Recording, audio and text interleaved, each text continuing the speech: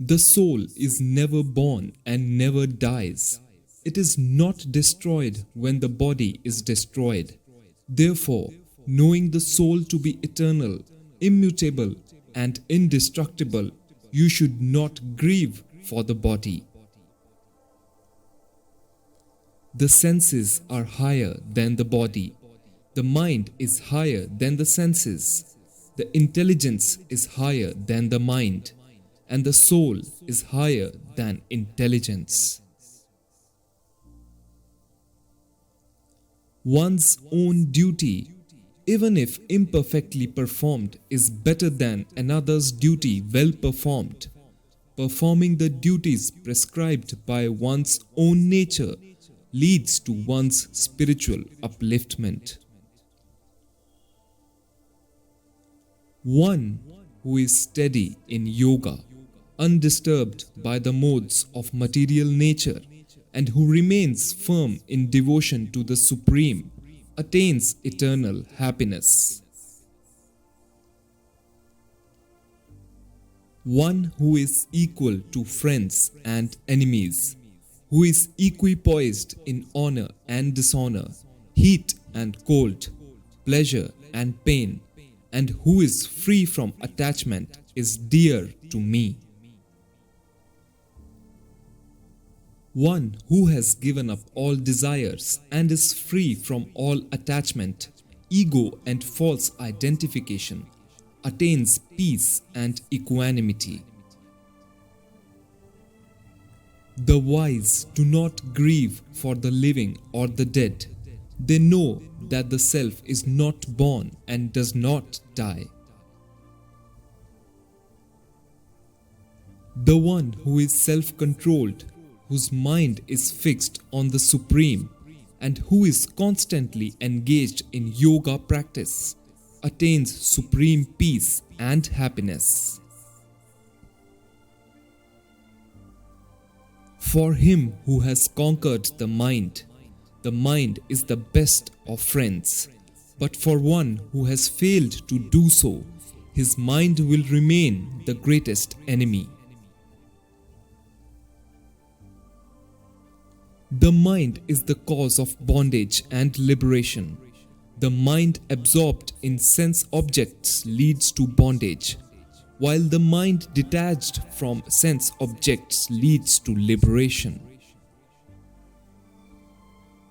One must learn to control the mind, for if the mind is not controlled, it will control the person. There are 3 gates to this self-destructive hell: lust, anger, and greed. Renounce these 3. When a man dwells in his mind on the object of sense gratification, attachment to them is produced. From attachment, desire springs forth, and from desire, anger arises. Change is the law of the universe. You can be a millionaire or a pauper in an instant. Neither in this world nor elsewhere is there any happiness in store for him who always doubts. Work for work's sake, not for yourself. Act, but do not be attached to your actions. Be in the world, but not of it. It is better to live your own destiny imperfectly than to live an imitation of somebody else's life with perfection. You have the right to work, but never to the fruit of the work. You should never engage in action for the sake of reward, nor should you long for inaction. Just as fire tests gold, so troubles brave men. As person abandons worn-out clothes and acquires new ones, so when the body is worn out, a new one is acquired by the self, who lives within. There is nothing, conscious or unconscious, that can exist without me. Whatever you do, make it an offering to me. The food you eat, the sacrifices you make, the help you give, even your sufferings. Man is created by his belief. Just as he believes, so he becomes. That one is dear to me, who runs not after the pleasant or away from the painful, grieves not, lusts not, but lets things come and go as they happen. Pleasure from the senses seems like nectar at first, but it is bitter as poison in the end. They are forever free who renounce all selfish desires and break away from the echo cage of I, me, and mine, to be united with the Lord. This is the supreme state.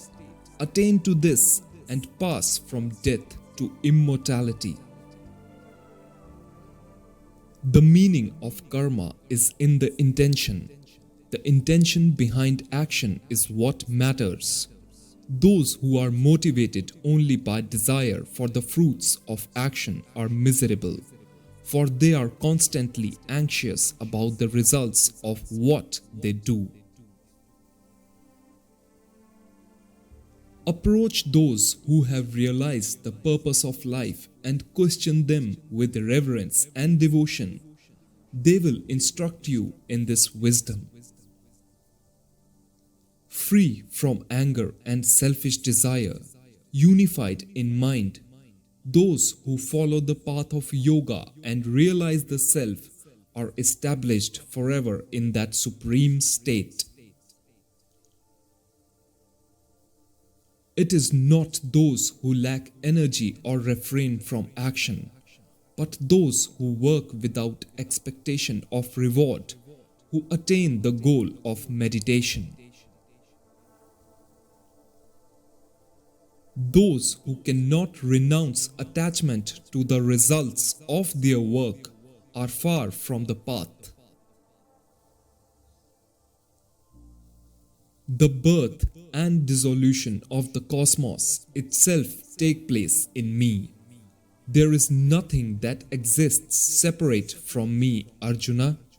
The entire universe is suspended from me as my necklace of jewels. After many births, the wise seek refuge in me, seeing me everywhere and in everything. Such great souls are very rare.